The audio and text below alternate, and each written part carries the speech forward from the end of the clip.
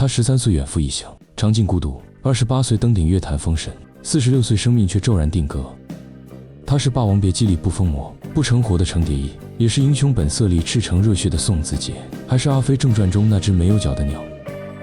从受尽冷眼的乐坛新人，到惊艳华语圈的绝代巨星，张国荣的人生远比荧幕剧情更跌宕、更动容、更意难平。1956年9月12日，张国荣出生在香港一个富裕但冰冷的家庭，父亲张火海是香港著名的洋服大王，曾为马龙、白兰度、加里·格兰特等好莱坞明星定制西装，听起来光鲜，但张国荣的童年与幸福二字毫无关系。他是家里最小的孩子，排行第10，父母感情不和，父亲常年住在中环的工厂，母亲则沉迷社交和打牌。年幼的张国荣先是被寄养在外婆家，后来又住进父亲工厂的阁楼。从小缺失家庭陪伴的他，性格敏感而细腻。他曾在采访中说，我从小到大和父母住在一起的时间加起来不到半年。13岁那年，他独自远赴英国留学，在异国他乡，他学会了独立，也学会了把所有的孤独咽进肚子里。10几岁的年纪，他早早体会人情冷暖，见识世间百态，尝尽孤身漂泊的底层辛酸。但也正是这段经历，练就了他隐忍坚韧的性格，埋下了日后待人温柔共情众生的底色。大学1年级，父亲突然中风，他被迫中断学业返回香港。回到家的那天，迎接他的不是温暖的拥抱，而是一个支离破碎的家庭。他和父亲的关系依然疏远，母亲对他客气得像陌生人。家本该是最温暖的港湾，但对张国荣来说，那里比任何地方都冷。1977年，张国荣参加丽的电视亚洲歌唱大赛，获得亚军，正式出道。然而初入圈子的他，前路布满荆棘，几乎没人看好这个眉眼温柔、风格内敛的新人。彼时乐坛前辈云集，影视圈新人辈出。有人说他嗓音不够惊艳，有人嫌他外形缺乏锋芒。1978年，他推出第1张英文专辑《Daydreaming》，被乐评人骂得体无完肤，声音太尖像在哭。一次户外演出，他把帽子扔向观众席互动，结果帽子被人扔了回来，台下有人喊回家吧，别丢人了。质疑与轻视成了他入行之初最常面对的常态。很多人劝他放弃，你不是这块料，但时光从不辜负坚守初心的人。蛰伏数年，张国荣终于迎来事业拐点。1983年，一曲风继续吹温柔出卷，深情婉转的唱腔，细腻入骨的情绪，瞬间打动万千听众。1984年，他又发行一个人音乐专辑《Leslie》，专辑歌曲《莫妮卡》横空出世，打破华语乐坛固有曲风，劲歌热舞引爆全场，开创华语流行的新时代，也让他一夜爆红，火遍港台两岸。那年他28岁，从此香港乐坛有了一个名字张国荣。80年代中期的香港乐坛是张国荣和谭咏麟的天下，两个人的粉丝势如水火，见面就吵，在颁奖典礼现场互骂动手，媒体乐此不疲地拱火，谁的销量高，谁的奖项多，谁是真正的天王。张国荣后来说，那几年我在台上唱歌，台下却在打架，我站在舞台上，心里很难受。1989年，张国荣宣布告别歌坛，他在红馆连开33场告别演唱会，唱到最后一首《风再起时》，泪流满面。告别乐坛后，张国荣把所有精力投入电影。1990年《阿飞正传》，他饰演的旭仔孤傲浪荡迷惘，对着镜子多舞的那段戏，成了华语电影史上无法复刻的经典。凭借这个角色，他拿到了人生第1个金像奖影帝。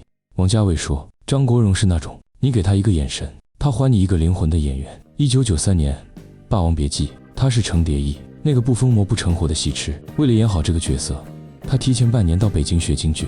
教他的京剧老师后来回忆，他来的时候身边没有助理，没有保镖，一个人背着包就来了，每天练功6个小时，手指破了，缠上胶布继续练，发烧了也不请假。影片中他把程蝶衣的痴情执拗、孤傲与执念刻画得入木3分，淋漓尽致。最终《霸王别姬》斩获戛纳金棕榈大奖，享誉全球影坛，成为华语电影史上无法超越的巅峰之作。1997年，《春光乍泄》问世，他和梁朝伟饰演一对同性恋人，把爱情里的纠缠疼痛不能自拔演到了骨子里。这部剧让他提名了金马金像奖最佳男主角，但彼时影视圈风气保守，不少评委带着世俗偏见，刻意将他炉火纯青的演技曲解成本色出演。媒体也拿影片题材与他的私人取向大肆调侃，最终他遗憾错失影帝荣誉。更让人唏嘘的是，颁奖现场就连主持环节、开场小品都公然调侃影片题材。当冷漠的镜头对准张国荣时，他依旧保持着温和从容的微笑。或许从那一刻起，他看淡并坦然接纳了世间所有的偏见与不公。与唐鹤德的私人感情一经公开，香港无良媒体的镜头像苍蝇一般，死死盯着他与唐先生。世俗的偏见、低俗的谣言、全天候的偷拍，一层层将他拽入人生的至暗低谷。长期的舆论霸凌与精神重压，让抑郁如枷锁般将他牢牢困住。没有人能懂他内心的煎熬。被逼急了，他甚至开车撞向跟踪的采访车，用自己唯一能做到的方式去守护那份纯真的感情。可他的身体已经撑不住了，生理性抑郁症让他脑内激素分泌失衡，身体承受着常人无法想象的痛苦。他失眠、胃酸倒流、手抖、嗓子发炎，却还照常写歌，照常约朋友喝茶，照常对每一个人笑。2003年4月1日傍晚，他约经纪人陈淑芬到文华东方酒店见面。陈淑芬到了没有见到人，他打电话给他，他说我到楼下了，你到门口接我一下。然而他从酒店大门走出来的一瞬间，身后传来一声巨响。他当时的第一反应不是尖叫，不是哭泣，而是冲上前去帮他挡住所有人的视线。那一刻，他拼尽全力守护了他最后的体面。自此世间再无程蝶衣，人间再无张国荣。张国荣在遗书的最后写道：我一生未做坏事，为何这样？这句话让多少人至今无法释怀。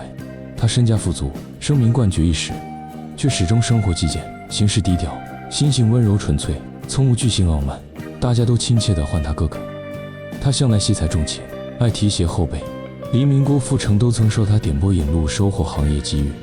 古天乐未成名时得他赏识举荐，倾力铺路。张柏芝年少遇挫，被他暖心照拂，耐心开导。此外，梁家辉、林青霞、梅艳芳、王菲等众多圈内艺人都受过他的真心相助。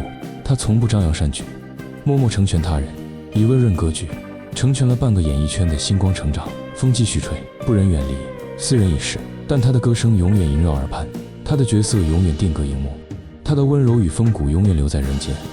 他就是张国荣，一位惊艳时光的艺人，一个温柔岁月的君子，一座无法复刻、永远被怀念的时代丰碑。你最喜欢张国荣的哪一部电影？评论区聊聊。